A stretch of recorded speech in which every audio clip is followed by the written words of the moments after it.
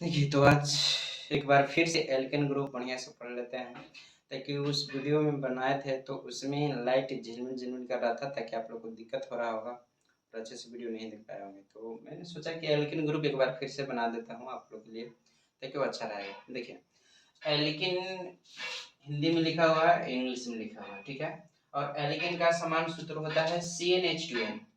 CnH2n alkene का समान सूत्र होता है। और एल्केन ग्रुप में n बराबर 1 से चलेंगे, ठीक है। एल्केन ग्रुप में दो कार्बनों के बीच डबल बॉन्ड का प्रयोग किया जाता है। एल्केन ग्रुप में दो कार्बन के बीच डबल बॉन्ड का प्रयोग किया जाता है, ठीक है।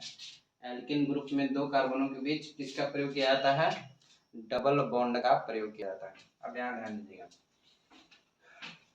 ये जो नामकरण हो रहा है एल्केन ग्रुप के IUPAC से नामकरण बन रहा है, ठीक है।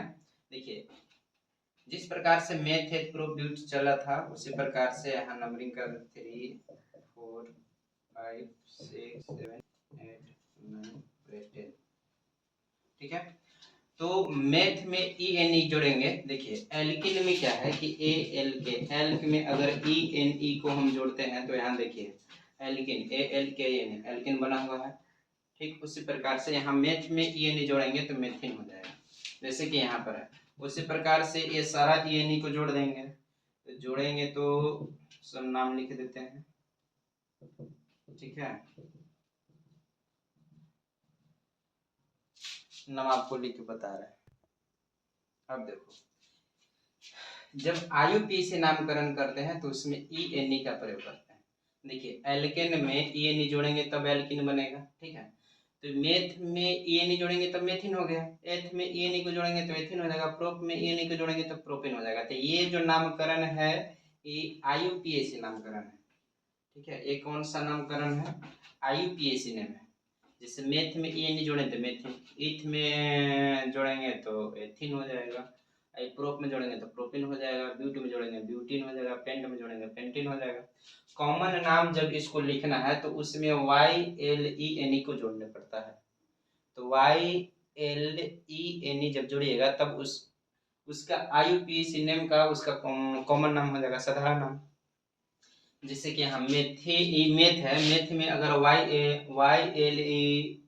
YLENE जोड़ दीजिए, YLENE जोड़ दीजिएगा तो ये हो जाएगा मेथिलीन। इसको मेथिलीन पढ़ेंगे, इसको मेथिन पढ़ेंगे, इसको मेथिन आई है मेथिलीन। ये जो मेथिलीन है, मेथिलीन का सूत्र नहीं होता है, पहला बात ध्यान दीजिएगा। एथिलीन यहाँ से फॉर्मूला इसका चालू हो जाता है, ठीक है। और इसी प्रकार से एथिलीन हो गया, प्रोपिलीन हो गया, ब्यूटिलीन हो गया, पेंटिलीन हो गया। अगर आपको ये चीज नहीं ध्यान नजर आ रहा है, देखिए अब नजर आ रहा होगा। मेथ में YLENE जोड़िएगा तो मेथिलीन हो जाएगा। उसी प्रकार से एथ में ETH, यहाँ देखिए एथ में YLENE जोड़िएगा तो एथिलीन हो जाएगा। प्रोप में प्रोपिलीन हो जाएगा, ब्यूटिलीन ही हो गया, ये आपका पेंटिलीन है, ठीक है। उसी प्रकार से हेक्सिलीन हो जाएगा, हेप्टिलीन हो जाएगा, ऑक्टिलीन हो जाएगा, नॉनिलीन हो जाएगा, डेकिलीन हो जाएगा, ठीक है। तो इसका आप नामकरण आप लोग कर लीजिएगा, ठीक है।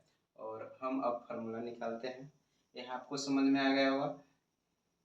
देखिए, एक बार फिर से समझा दे रहा हूँ कि अगर ये देखिए ये पेंट है तो पेंट में क्या जोड़ना है?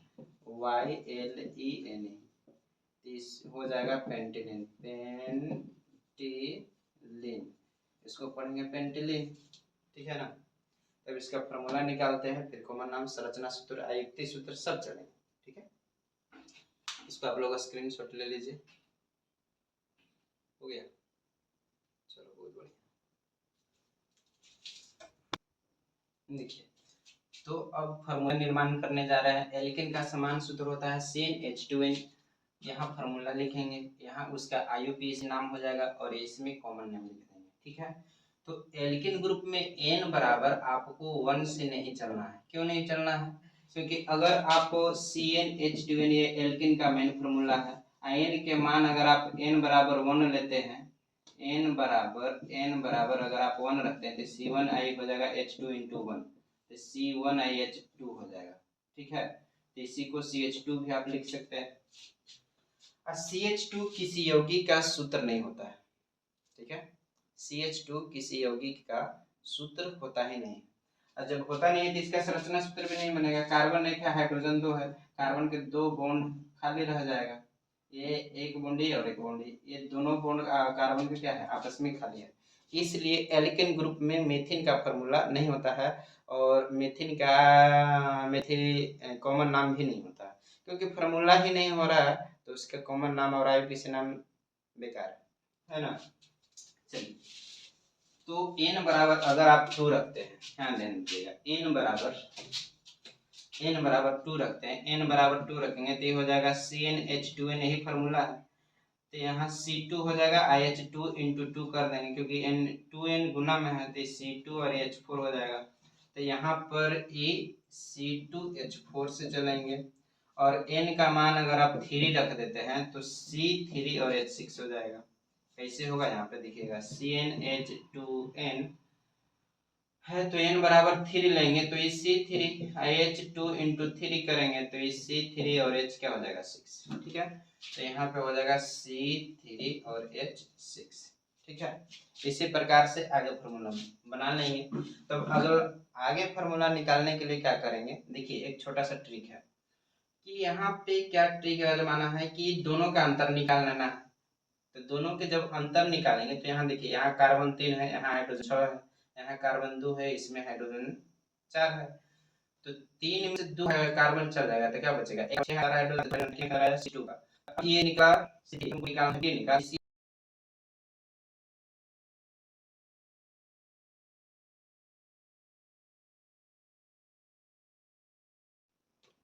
देखिए तो हम समझा रहे थे क्या कि C2H4 और C3H6 का अंतर C3H6 और C2H4 का अंतर CH2 आता है। उसी प्रकार से C3H6 और C4H8 का अंतर भी CH2 आएगा, और C4H8 और C5H10 का भी अंतर CH2 आता है। ये हर एक ग्रुप का ही ये ठीक है, अंतर आता ही आता है। ठीक है, अब देखिए इसका नाम, ये तो अंतर आप समझ गए। तो अगला के अगर आगे फॉर्मूला निकालना है तो ज्यादा नहीं, यही CH2 जोड़ दीजिए तो C6 हो जाएगा, H12 हो जाएगा, C7 हो जाएगा, H14 हो जाएगा, C8 हो जाएगा और H16 हो जाएगा, C9 हो जाएगा, H18 हो जाएगा, C10 हो जाएगा, H20 हो जाएगा। ठीक है, अब इसका नाम लिख देते हैं। देखिए, ये एल्केन ग्रुप के IUPAC नाम का ये क्या है, फार्मूला है, और n बराबर यहाँ 1 से नहीं चलेंगे, यहाँ चलेंगे 2 3 4 5 6 7 8 9 और 10। ठीक है, तो 1 से यहाँ नहीं चले हैं ना, तो यहाँ पर मेथिल नहीं रहता। अब देखिए यहाँ पर ये है एथिन का सूत्र, तो हम बताए हैं क्या कि IUPAC जब नामकरण करेंगे तो उसमें ENE को जोड़ देंगे, तो एथ में ENE जोड़ा हुआ है, सब में ENE देखिए कॉमन है, ENE ENE ENE ENE। ठीक है, कॉमन है, इसका मतलब कि ये जोड़ा गया है। डेक में ENE जोड़ा था, लेकिन ये सब IUPAC नाम है। और उसी प्रकार से ETH इथ में अगर YLENE को जोड़ेंगे तो एक कॉमन नाम हो जाएगा, और इसको ना पढ़ेंगे एथिलीन, तो ये एथिन का कॉमन नाम हो जाएगा एथिलीन, और ये है सूत्र C2H4। ठीक है, अब यहाँ से 3 क्वेश्चन आपसे पूछे जाएंगे। 3 क्वेश्चन कौन कौन से पूछे जाएंगे, ध्यान दीजिएगा। पहला पूछा जाएगा कि एथिन IUPAC नाम है तो एथिन का सूत्र क्या होता है। दूसरा पूछेगा कि एथिलीन का सूत्र क्या होता है, तो C2H4 आप बता दीजिएगा। कि एथिन का भी सूत्र C2H4 है। एथिलीन क्या है भाई, तो एथिन का कॉमन नाम है, एथिन का कॉमन नाम क्या है, एथिलीन है, और एथिलीन का IUPAC नाम एथिन है। ठीक है, तो एल्किन ग्रुप में पहला क्वेश्चन आपको ये याद रखना है कि एल्किन का समान सूत्र क्या होता है। ठीक है, एल्किन ग्रुप में एल्किन का समान सूत्र क्या होता है। अगर संरचना सूत्र बनाना है तो कार्बन और कार्बन की कितने, 2 कार्बनों के बीच कितने बॉन्ड का प्रयोग किया जाता है, आपको यह ध्यान देना है। तो 2 कार्बनों के बीच डबल बॉन्ड का प्रयोग किया जाता है।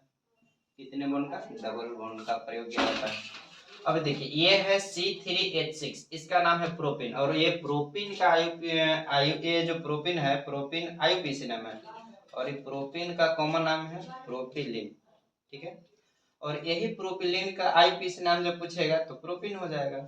ये है ब्यूटिलीन, अब ब्यूटिलीन का अगर आईयूपीएसी नाम पूछेगा तो ब्यूटिन, फॉर्मूला हो जाएगा C4H8, ये C4H8 ये फॉर्मूला है।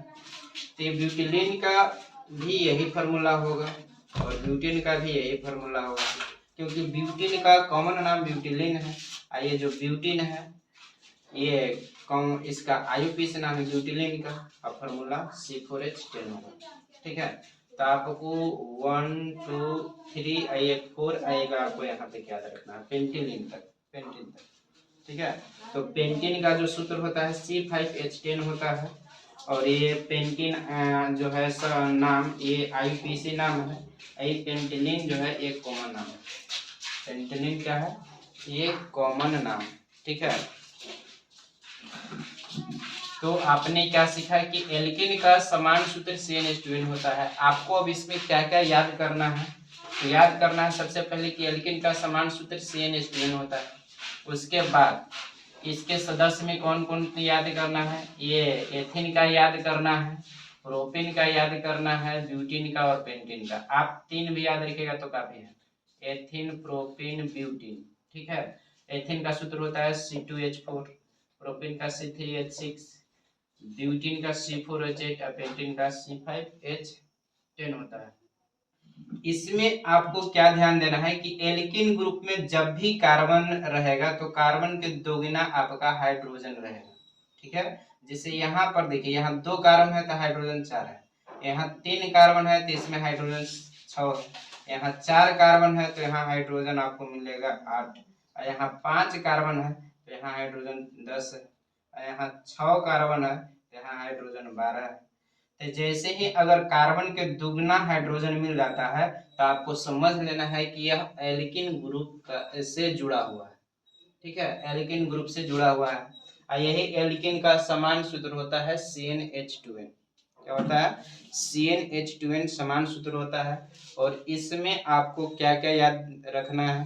तो याद रखना है सबसे पहला सूत्र कि एल्किन का समान सूत्र क्या होता है, पहला क्वेश्चन। दूसरा में आपको याद रखना है कि C2H4 का जो है इसका नाम क्या है, तो एथिन है, और एथिन का कॉमन नाम क्या होता है, तो एथिलीन होता है। तो इस प्रकार से आपको याद रखना है। अगर एथिन और एथिलीन याद हो गया तो फिर आपको, और ये फार्मूला को भी ध्यान में रखना है।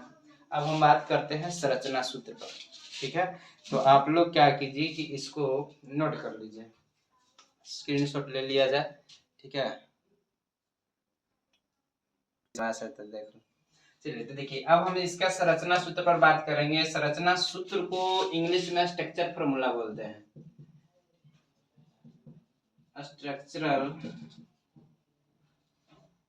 Structural formula. अब ध्यान दीजिए, इसी को हिंदी में संरचना सूत्र कहते हैं।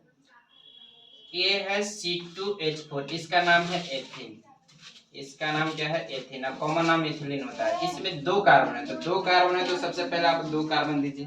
हम बताए थे कि एल्किन ग्रुप में 2 कार्बनों के बीच डबल बॉन्ड का प्रयोग किया जाता है, तो आपको ध्यान देना है। इसमें कितने कार्बन है, 2 ही कार्बन है, आप बीच में डबल बॉन्ड का प्रयोग कर दीजिए।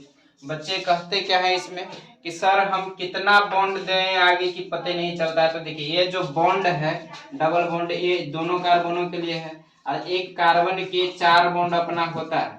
तो ये जो बीच में डबल बॉन्ड है ये दोनों कार्बनों के लिए है, ठीक है।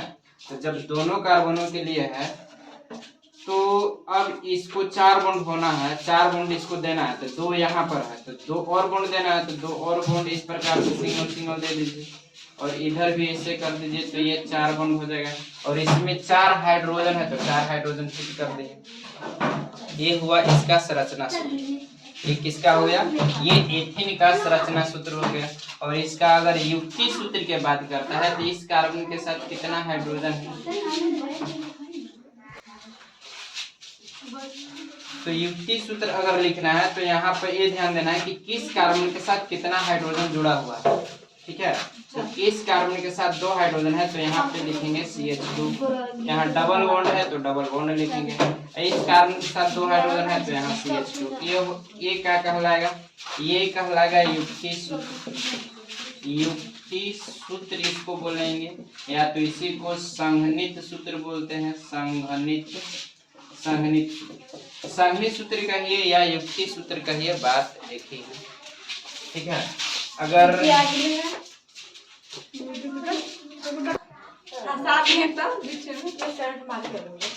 अब देखिए यह जो है ये प्रोपीन का ये इसका नाम है प्रोपीन, और प्रोपीन का संरचना सूत्र अगर बनाइएगा तो इसमें कार्बन 3 है तो आप 3 कार्बन सीधे सजाइए और 2 कार्बनों के बीच डबल बॉन्ड का प्रयोग कर दीजिए।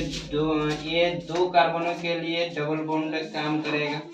यहाँ 4 बॉन्ड इसका होना चाहिए तो ये 4 बॉन्ड इस प्रकार से ऐसे देंगे। ठीक है। तो 2 हाइड्रोजन लगा दें। अब इसको 4 बॉन्ड तो 1 बॉन्ड यहाँ दे देते। इसके इस कार्बन के लिए 2 1 3 बॉन्ड नहीं हो गया, 1 यहाँ देंगे तो ये 4 हो जाएगा। और यहाँ पर देखिए इस कार्बन के लिए 1 बॉन्ड है, तभी इसको 4 बॉन्ड होना है तो 3 बॉन्ड भी और देना है तो 1 2 और 3, फिर हाइड्रोजन को शिफ्ट कर दीजिए। ठीक है। तो ये रुको अभी। तो ये अब देखिए क्या कि यहाँ पे 3 कार्बन और 6 हाइड्रोजन है तो यहाँ देखिए 1 2 3 3 कार्बन हो गया, 6 हाइड्रोजन तो 1 2 3 4 5 और 6 ये 6 हाइड्रोजन है। तो आपका संरचना सूत्र सही बना हुआ है। और ये प्रोपीन, इसका नाम क्या है? प्रोपीन है। और इसका कॉमन नाम क्या हो जाएगा? तो प्रोपिलीन हो जाएगा। इसका कॉमन नाम की अगर हम बात करते हैं, कॉमन नाम तो प्रोपिलीन इसका कॉमन नाम हो गया। ठीक है। और इसमें इसका कॉमन नाम हो जाएगा एथिलीन। एथिलीन इसका कॉमन नाम हो जाएगा। अगर हम इसके युक्ति सूत्र की बात करते हैं, संघनित सूत्र की जब बात करते हैं तो यहाँ पे देखिए इस कार्बन के साथ 3 हाइड्रोजन जुड़ा हुआ है तो यहाँ पे हो जाएगा CH3। इस कार्बन के साथ 3 हाइड्रोजन है तो 1 2 3 गिन करके लिख देना है। सिंगल बॉन्ड है तो सिंगल बॉन्ड लेना है। इस कार्बन के साथ 1 हाइड्रोजन है तो CH खाली लिखेंगे। डबल बॉन्ड है तो डबल बॉन्ड दीजिए। और इस कार्बन के साथ 2 हाइड्रोजन है तो 2 हाइड्रोजन इस प्रकार से लिख देंगे। तो ये बन गया प्रोपीन का संरचना सूत्र और युक्ति सूत्र दोनों। ठीक है। अब हम बात करते हैं ब्यूटेन। तो ब्यूटेन के 2 संरचना सूत्र बनता है। कितने? 2 संरचना सूत्र। उसके बाद पेंटेन के भी 2 संरचना सूत्र बनेंगे। तो सबसे पहले ब्यूटेन पर हम बात करेंगे। ठीक है।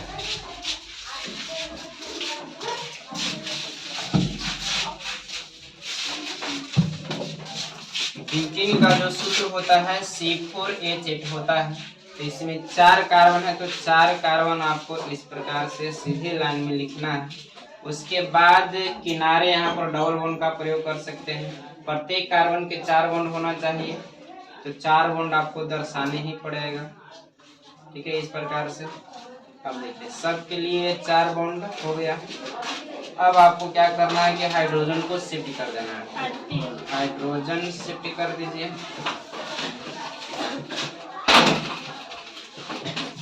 तो ये ब्यूटेन का संरचना सूत्र बन गया। और इसमें इसका कॉमन नाम क्या होगा? तो कॉमन नेम हो जाएगा, कॉमन नेम देखिए ये डबल बॉन्ड फर्स्ट तो हमको डबल बॉन्ड उस तरफ से गिनना है जिधर से गिनने पर ये डबल बॉन्ड नजदीक पड़ता है। अगर आप इधर से गिनिएगा 1 2 3 तो कार्बन नंबर 3 के साथ डबल बॉन्ड का प्रयोग हो रहा है तो इधर से हम काउंटिंग नहीं करेंगे, हम करेंगे इधर से 1 2 3 और ये 4। ठीक है। तो कार्बन को जब गिन रहे हैं तो थोड़ा और ऊपर से लेने पड़ेगा। ये हो जाएगा 1 2 ये हो गया कार्बन नंबर 3 कार्बन नंबर 4। ठीक है। अब यहाँ पे इसका कॉमन नेम लिखेंगे तो क्या हो जाएगा? इसका कॉमन नेम हो जाएगा 1 ब्यूटेलिन। 1 ब्यूटेलिन ये हो गया कॉमन नेम। और इसका IUPAC नेम बात करेंगे, IUPAC नेम का। तो IUPAC नेम का जब बात करेंगे तो 1 ब्यूटेन हो जाएगा। 1 ब्यूटेन या तो फिर इसको और इस प्रकार से नामकरण किया जाता है ब्यूट 1 इन, इस प्रकार से ब्यूट 1 इन। तो इसी को आप 1 ब्यूटेन कह लीजिए या ब्यूट 1 इन कह लीजिए। ये हुआ IUPAC। ठीक है। और सेकंड क्या है? ये तो फर्स्ट है, इसको नोट कर लीजिएगा। और सेकंड इसी का स्ट्रक्चर है कि ये जो डबल बॉन्ड है अगर यहाँ पर कर देंगे तो यहाँ पर नाम ही चेंज हो जाएगा। ठीक है, तो यहाँ पे लिखिए सेकंड स्ट्रक्चर क्या होगा, 1 2 3 और 4, ये 4 कार्बन को इस प्रकार से दर्शा देना है। और डबल बॉन्ड जो अभी यहाँ दिए थे यहाँ सिंगल करेंगे, यहाँ भी सिंगल अभी दीजिए सिंगल, और यहाँ पे बीच में डबल, यहाँ सिंगल है, इसका 4 बॉन्ड होना चाहिए, तो इस प्रकार से दर्शाने पड़ेगा। ठीक है, अब हाइड्रोजन को बैठा दीजिए जहाँ जहाँ बॉन्ड खाली है, तो यहाँ पे खाली है, बैठ गया हाइड्रोजन।